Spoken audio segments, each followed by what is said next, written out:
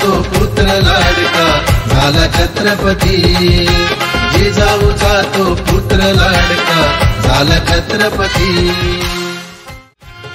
स्वराज्याचे पहिले धनी आज बसले सिंहासनी, हर्ष रे त्याच्या जमानी आऊ सोन्याच्या